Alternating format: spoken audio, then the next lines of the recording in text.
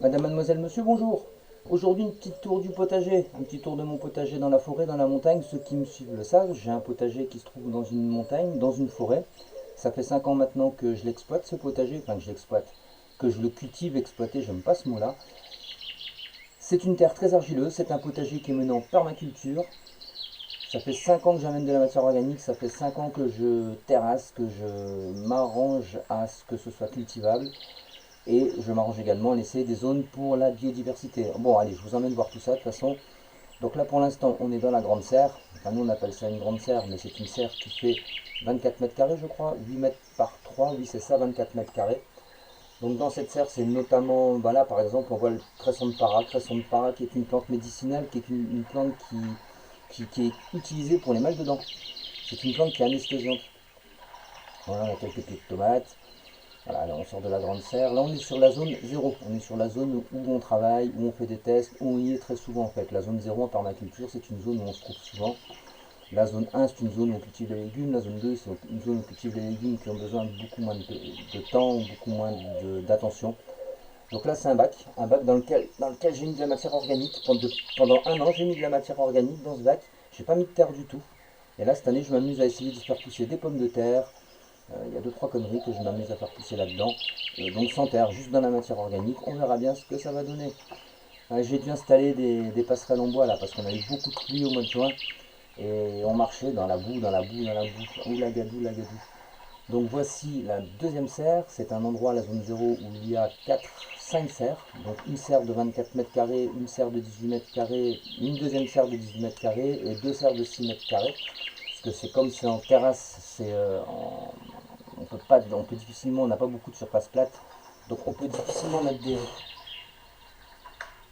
grandes serres sur le terrain. Voilà, les tomates se portent bien, elles sont magnifiques cette année. Tomates cerises, ça, je me rappelle plus la variété, mais c'est tomates cerises. Quand on voit la taille des grappes et quand on voit le nombre de fleurs, c'est clair que c'est une tomate cerise.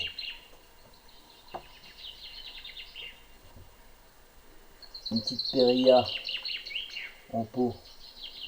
Ah, ça c'est la petite terrasse que j'ai fabriquée il y a 2 ans. Donc terrasse qu'on utilise pour tout ce qui est semis, tout ce qui est rempotage, pour manger aussi l'été, pour jouer aux fléchettes. On voit au fond il y a un jeu de fléchettes. Et là, hier et avant-hier, je me suis amusé à faire une petite tranchée tout autour de la rase. On appelle ça la rase, la zone zéro, parce que quand il pleut, on est vraiment inondé, c'est vraiment dans la boue. Quelques petits arbres fruitiers à repiquer au mois de novembre, donc il y a une vingtaine de fruitiers là, variété ancienne, variété locale, variété de la Lozère. Le petit trampoline pour les enfants, que les enfants s'amusent. Alors là, on s'est bien amusé à terrasser pour mettre ce trampoline. On y a passé plus d'une semaine. Le chat en profite, le chien est là également. Alors à chaque fois que je la filme, à chaque fois que je la filme, elle se demande ce que je fais. Voilà la serre du basilic. Alors le basilic, moi je cultive toujours le basilic en pot.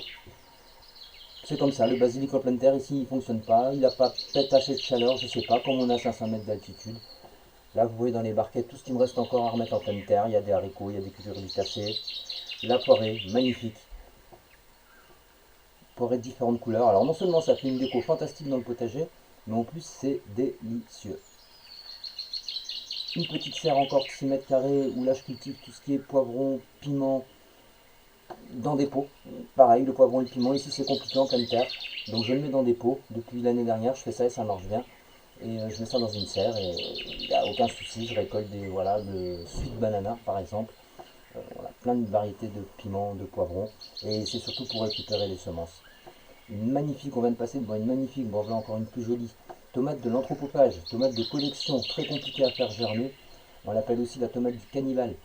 Moi, je ferai une petite vidéo là-dessus, un de ces quatre, une fois que je récolterai. Mais elle est magnifique. Ça fait 3 ans que j'essaye d'en avoir et c'est la première année que j'y arrive. Je suis très très très content.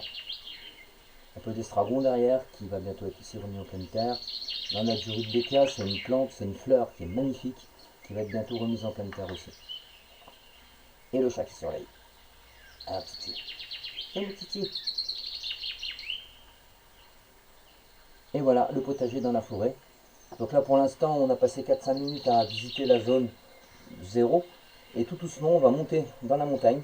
Ah, ça, c'est Agastache rugosa. Super plante médicinale, super plante mellifère de la famille des menthes à avoir absolument dans son potager.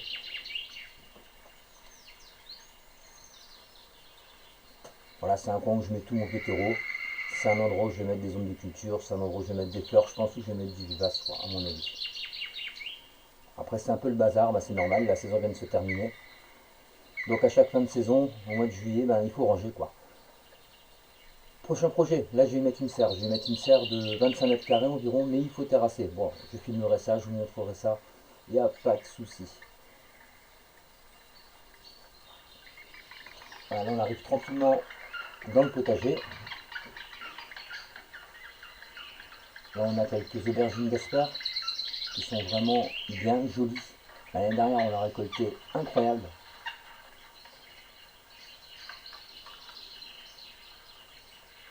Des fleurs, des fleurs, des fleurs, hein. Par contre, ça, des fleurs, cette année, j'en ai mis énormément, de manière à attirer un maximum de pollinisateurs. Je pense que c'est l'erreur que j'ai fait les années précédentes. J'ai pas mis assez de fleurs dans mon potager et j'ai eu des problèmes de pollinisation.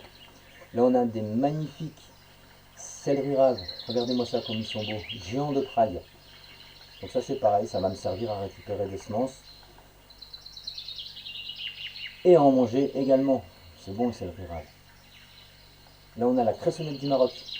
C'est une salade assez incroyable. On a l'impression qu'elle monte, on a l'impression qu'elle, dès qu'on la repique, on a l'impression qu'elle va monter à graines. Mais en fait, non, elle s'étoffe et c'est délicieux. C'est une salade qui n'est en plus pas attaquée du tout, pratiquement pas par les limaces.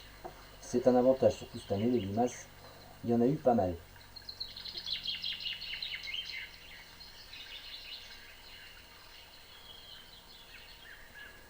Alors je profite pendant que je monte le chemin pour signaler à tous ceux qui ne connaissent pas qu'il y a tout le temps chez moi des semences d'Artemisia annua. L'Artemisia annua, c'est une plante qui est très bonne au niveau médicinal, c'est une plante exceptionnelle, qui est malheureusement interdite à la vente en France. Donc moi je vous propose des semences gratuitement. Il vous suffit de m'envoyer une enveloppe timbrée et moi je vous envoie des semences d'Artemisia annua. Regardez le mail qui est en dessous de la vidéo, dans la description. Envoyez-moi un mail et moi je vous enverrai mon adresse pour que vous puissiez m'envoyer une enveloppe timbrée. Ça c'est le saule du Vanier. Il a pris au moins 1,50 m cette année. C'est une plante exceptionnelle. On a l'intention de la mener en trogne. Ce qui veut dire que pour pas que ça prenne trop de place dans le potager, enfin que ça fasse pas trop d'ombre, que ça monte pas trop haut, parce que ça peut monter très haut, ça peut être très envahissant, on va le mener en trogne. Alors au pied des saules du Vanier, vous avez vu, il y a des fraises. Je mets des fraises en couvre-sol, dans beaucoup d'endroits. C'est pratique et c'est délicieux surtout. Voilà, les saules du Vanier qui sont en pot, prêts à être descendus au magasin. Et là, on arrive dans le coin des petits pois qu'on n'a pas récoltés cette année. On était prêt de récolter, je pense qu'on avait prévu de les récolter mardi, et quand on y était, lundi, dimanche ou lundi, ils étaient super. Mardi, on a voulu les récupérer, style, en 2-3 jours. Voilà ce qui s'est passé. Tous les petits pois ont été mangés, tous, sans exception. On a dû en ramasser une quinzaine sur une ligne d'une dizaine de mètres de long. On aurait dû normalement en ramasser 10 ou 15 kilos. On a ramassé une quinzaine de petits pois, je pense que c'est les rongeurs. Donc tous mes petits pois ont été dégommés par quelque chose, donc je pense pas que ce soit les oiseaux, parce que c'est quand même rongé, on le voit. Donc dans ce potager, 30% de pente, donc il a fallu terrasser, terrasser, terrasser. Bon, ceux qui me suivent le savent, mais ceux qui ne me suivent pas ne le savent pas spécialement. Donc souvent c'est des chemins qui sont très étroits, comme celui-ci, et souvent les chemins étroits amènent sur des cul-de-sac. Donc on est obligé de faire demi-tour pour continuer la visite.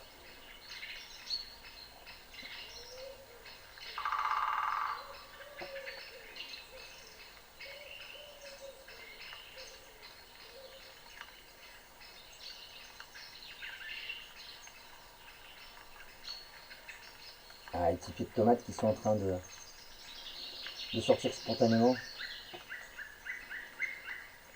Je vais les laisser, on va voir ce que ça donne. On va voir si ils arrivent à maturité et s'ils me produisent des fruits. Encore des magnifiques pieds de poirée. Ça, on va bientôt faire une récolte. Alors l'avantage de la poirée, c'est qu'on fait une récolte cette année. Et on fera une nouvelle récolte l'année prochaine, c'est un bisannuel. Pavot, blanc, des jardins. Là, des magnifiques pieds d'Artemisia annua.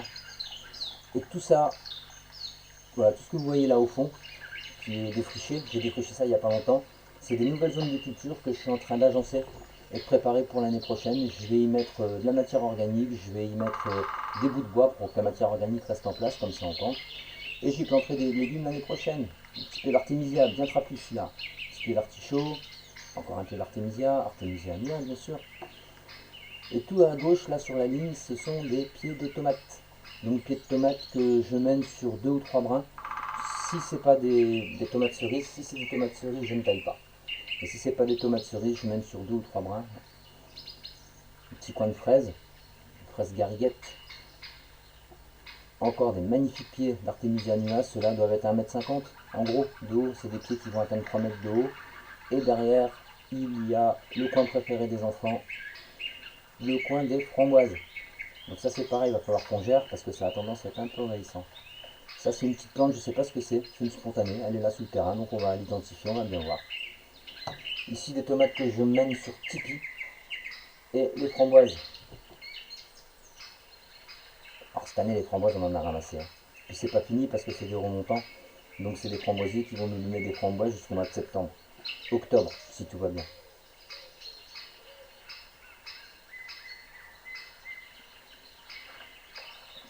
Ah, le tipi. Le tipi, c'est des bouts de bois qu'on entend en tipi, enfin, je vous montrerai un de ces quatre. Et au milieu de tout ça, toujours de l'artémisia annua qui pousse. De l'artémisia annua, j'en mets partout. Un petit peu de capucine. Alors pourquoi je mets de la capucine partout? Vous allez le voir aussi, vous allez voir des pieds de capucine régulièrement.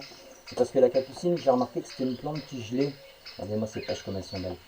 C'était une plante qui gelait, c'est la plante qui gèle le premier en fait, quand il y a du gel. Et comme moi j'ai beaucoup de microclimats dans mon terrain, bah, j'ai mis des petites capucines partout. Regardez-moi ça. Les noisettes, cette année, il va y en avoir. Hein.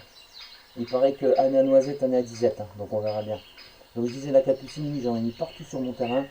Comme c'est des microclimats, comme ça me permettra de savoir les endroits où ça gèle en premier et les endroits où ça gèle plus tardivement. Je pourrai de cette manière mieux gérer l'année prochaine l'implantation de mes pieds de légumes et de fleurs.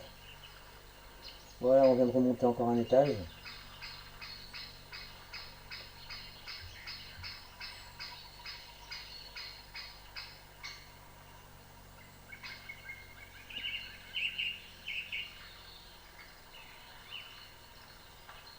Les haricots, les tomates. Alors moi j'ai tendance à faire monter des haricots avec les tomates. Non seulement ça les accroche, ça les attache, mais en plus ça les protège en cas de grêle. Regardez-moi ça comme c'est magnifique. Ce sont des fleurs magnifiques, ça c'est l'orteil du prêcheur. C'est un haricot qui normalement apparemment est perpétuel, donc repousse tous les ans. Donc j'ai eu des graines cette année, Yann, je te remercie. Mon copain Yann m'a envoyé des graines, des semences que j'ai mis, que ça a marché, et on verra bien ce que ça donne. Les courgettes vertes noires maraîchères. Donc les courgettes, ça y est, c'est parti, hein, la récolte c'est en route, et j'en ai peut-être mis un peu trop, mais c'est pas grave, on en fera profiter les voisins. Et les amis, ça c'est pas un souci, quand il y en a trop, on fait toujours des heureux. Par contre, les tomates, c'est pas pour maintenant. Je pense qu'on ramassera des tomates. Nous, ici, on a 500 mètres d'altitude dans nos airs. On ramassera des tomates, peut-être un peu plus tôt en serre, mais sinon, ici, pas avant le 15 août, à mon avis. Ça, c'est tout ce qui est tomates cerises. Donc, tout ce qui est tomates cerises, je ne taille pas. Je les laisse buissonner, en fait. Alors, ça prend de la place. Ah, un haricot qui fait l'école buissonnière.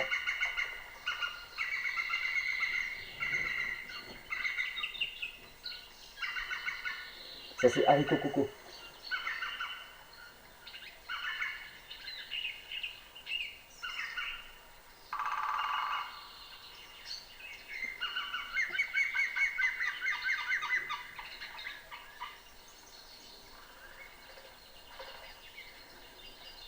Et ça monte, et ça monte, et ça monte. De toute façon, ici, c'est pas compliqué. Hein. Ça monte ou ça descend.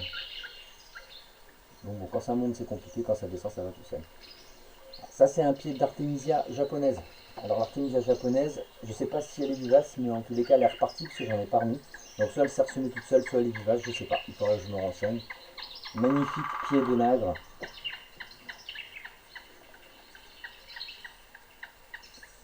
Tanésie, Annette.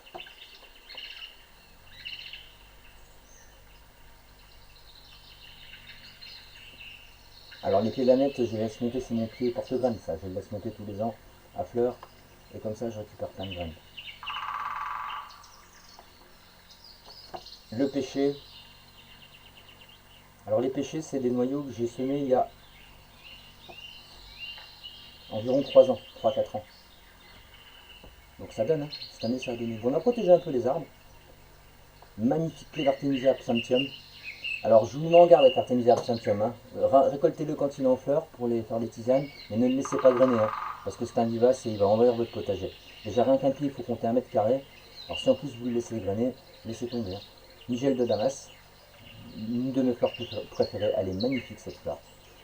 Là on a un œillet d'Inde géant, mais je ne me rappelle plus le nom de cet œillet. Mais c'est un œillet d'Inde géant, magnifique aussi. Là on voit des tomates de Podlaki derrière, les petits points blancs là. Je pense qu'elles vont bientôt être mûres celles-là, c'est une précoce. De la coriandre qui est en fleurs. Bientôt ramasser les graines. Herbe Magui. Herbe Magui, c'est super plante sans tisane pour aider à la digestion. Là, on a de la guimauve. Alors, vous avez remarqué que dans mon potager, il y a énormément, et des nigelles de Damas aussi au pied, énormément de plantes médicinales. Je suis un passionné des plantes médicinales. Mon jardin, c'est une vraie pharmacie. Nous, ici, on se soigne énormément avec les plantes médicinales. On va rarement voir le médecin. On essaie toujours de se débrouiller, sauf vraiment gros problèmes par nous-mêmes. Voilà, quelques petites fleurs, un peu de persil. Enfin, tout mélangé en fait. Moi, j'aime pas les jardins où tout est aligné, où on voit la terre, où on se croirait dans les champs de l'agroalimentaire, quoi, en fait. Moi, j'aime bien avoir tout mélangé. Je trouve que c'est beaucoup plus agréable. Je me régale dans mon potager. Ah, ça y est, les fleurs arrivent. Ça, c'est encore un petit haricot qui fait l'école buissonnière. Ça, c'est une périade corée. Alors, tout à l'heure, quand je disais les fleurs arrivent, je ne sais pas si vous avez reconnu, c'est la camomille romaine. Camomille romaine, j'en ai partout dans le potager. C'est une plante qui vivace, donc qui repousse tous les ans, dont tout le monde connaît les vertus. Hein. Souci, calendula, poirée, périlla, pareil, périlla du Vietnam, super plante médicinale, Artemisia annua, encore. Ça, c'est des pieds, je vous dis, qui vont atteindre, quand je ferai la récolte, je ferai une petite vidéo, mais c'est des pieds qui vont atteindre 3-4 mètres, 3 mètres d'eau. Allez, 4 mètres, c'est peut-être exagéré. Alors, vous remarquerez partout dans le potager, hein, des petits tas de feuilles, des machins, des trucs, des tas de bois. Ça, c'est volontaire. C'est pour faire des abris, pour la biodiversité. À chaque fois que je fais des tas de branches, ah, celui-là, il est habité, le souci. Les soucis sont souvent habités, j'ai remarqué. À chaque fois que je fais des petits tas de branches, je les laisse. Ça se décompose sur place et ça fait des abris, surtout pour l'hiver, pour toutes les bestioles qu'il y a dans le potager. Comme ça, elles survivent et puis elles sont opérationnelles très rapidement au printemps. Quand les limaces arrivent, les scarabs, tous ces trucs-là, ça sort de là-dedans, les hérissons, les crapauds, enfin machin quoi, tous ces trucs-là, ça sort de là-dedans et ça dégomme les limaces. Ici, c'est la... Ah, c'est une camomille, c'est l'anthémis des teinturiers, c'est une camomille à fleurs jaunes. Quand elle est toute en fleurs, c'est magnifique. Encore un peu de poirée, nous on aime ça la poirée. Et dans ce potager, vous trouverez un arbre fruitier, je ne sais pas si on voit bien sur les vidéos parce que maintenant c'est bien vert, mais il y a un arbre fruitier en moyenne tous les 3 mètres. Parce que comme j'ai coupé pas mal d'arbres pour laisser entrer la lumière, des chênes et compagnie, j'ai tout de suite mis des arbres fruitiers pour pouvoir remplacer un petit peu, déjà tenir la terre avec les racines, et pouvoir remplacer un petit peu tous les arbres que j'avais coupés, faire de l'ombre. Mais j'ai coupé vraiment sur une petite surface, hein. J'ai gardé quelques gros chênes quand même pour faire de l'ombre. Et sinon on a la forêt qui entoure à 100% le potager. Voilà, des tomates. Moi je suis un passionné de tomates, je dois avoir en moyenne 40-50 variétés de tomates différentes, que de la variété ancienne, que de la variété reproductible. Mais ça, si vous voulez des graines de tomates, vous avez qu'à aller vous rendre sur ma chaîne Tipeee. Je vous mets le lien au-dessus de cette vidéo là. Je vous mets le lien de ma chaîne Tipeee. Vous n'avez qu'à vous rendre sur ma chaîne Tipeee et moi je vous propose des semences issues de mes propres légumes. Donc je vous propose des semences en échange de votre soutien.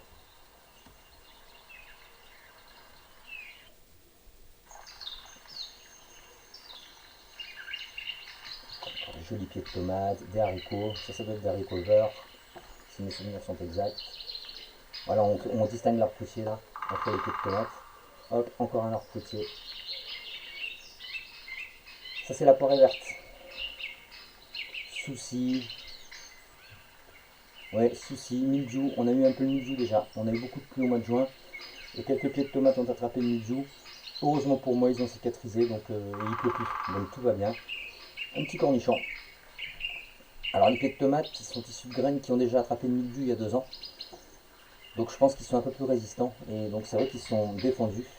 J'ai des amis qui ont acheté des pieds de tomates ailleurs, hein, des pieds de tomates qui ont poussé en graines les uns sur les autres. Et ils ont tout perdu, hein. Le milieu est arrivé, il n'y a pas eu d'histoire, il n'y a pas eu de pitié, rien n'a cicatrisé. Voilà, ça c'est une nouvelle zone de culture. On a terrassé ça la semaine dernière, parce qu'on n'avait pas assez de place, il nous manquait un peu de place pour mettre encore quelques pieds de tomates importants. Donc on en a profité pour y mettre des pieds de tomates et pour entre les trous y mettre des cucurbitacées, parce que pareil on n'avait pas la place. Donc on a mis quelques potirons, quelques potimarrons. Je pense que d'ici un mois on ne reconnaîtra pas l'endroit, on verra même plus les planches, tellement ce sera vert par là. Donc on voit vraiment qu'on est là à l'orée, au bord de la forêt. C'est un peu le bazar, c'est normal. Moi j'ai besoin d'avoir des seaux, j'ai besoin d'avoir des réserves d'eau un peu partout. Donc fatalement beaucoup de plastique, mais j'ai pas trouvé d'autre solution. Voilà l'orée de la forêt. Là bientôt ce sera un potager dans quelques années. Ouais, je disais j'ai pas trouvé de solution pour stocker l'eau autre que le plastique, j'ai malheureusement pas de source. J'ai pas cette chance. Donc il faut qu'on récupère l'eau de pluie, il faut qu'on la monte à la pompe et qu'on remplisse tous ces récipients pour pouvoir arroser nos légumes. Je crois que cette année on n'a pas encore arrosé, pas une seule fois. Alors vous allez voir aussi qu'il y a des haies de ronces un peu partout. Donc je taille ça au taillé, hein, taillé à batterie électrique.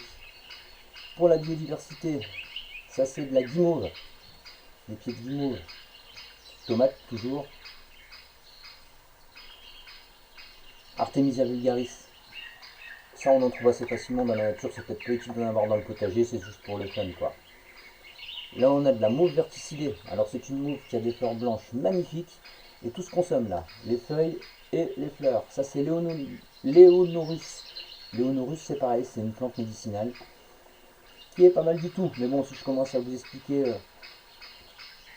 les bienfaits de toutes les plantes médicinales qu'il y a dans le potager, c'est pas 25 minutes qu'il va me falloir, c'est 2 jours et demi. Donc j'espère que j'aurai le temps et l'occasion de faire. On vient de passer devant un magnifique zinnia. Voilà, magnifique zinnia. J'espère que j'aurai le temps de faire des vidéos sur les plantes médicinales, mais il y en a déjà beaucoup sur internet. Mais après, c'est comme les hommes, hein, les jardins, les jardins, les hommes c'est pareil, les plantes c'est pareil. Chaque personne a sa recette, chaque personne a sa technique. Il faut de l'expérience, il faut tester. Et moi, je vous garantis que je teste depuis des années. Comme je vous le disais tout à l'heure, nous, on se soigne que avec des plantes médicinales ici. 90% de ce qu'on a comme pathologie, des petits rhumes, des petits grippes, des petits bobos, des trucs comme ça, on essaie de se débrouiller avec les plantes médicinales.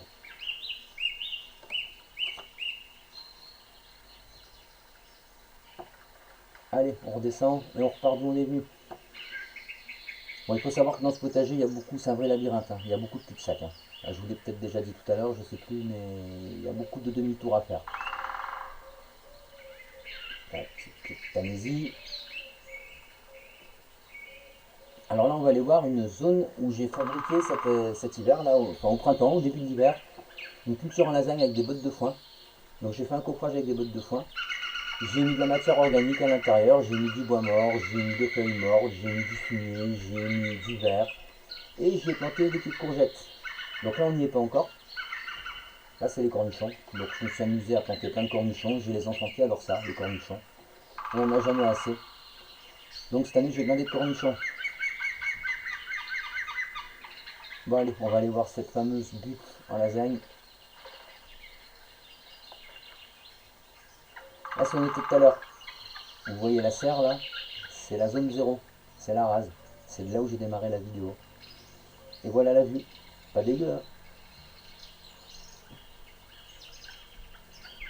Et là, si je continue, je sors du potager et j'arrive directement dans la forêt. Donc là, en ce moment, je suis en train d'aménager et de terrasser une surface qui fait à peu près 300 mètres carrés. Ah, on a un magnifique pied de patoire chambrine. Alors, le patoire chambrine, ça pousse au bord de rivière. Donc là, ça veut dire que j'ai l'eau qui passe dans le sol. C'est une plante bioindicatrice. Là, deux figuiers qu'on a implantés l'année dernière. Et c'est ici que je suis en train d'aménager une zone qui fait à peu près 300 mètres carrés. Donc ça, je vous montrerai ça en temps voulu parce que pour l'instant, c'est pas fait. Il y a encore beaucoup de travail.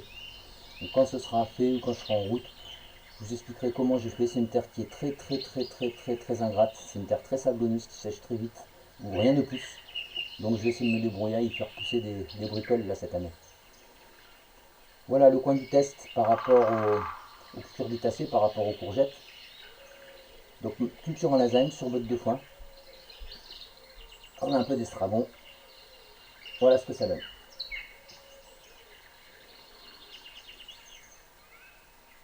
Là, on n'est pas sur la culture en lasagne, on est juste à côté.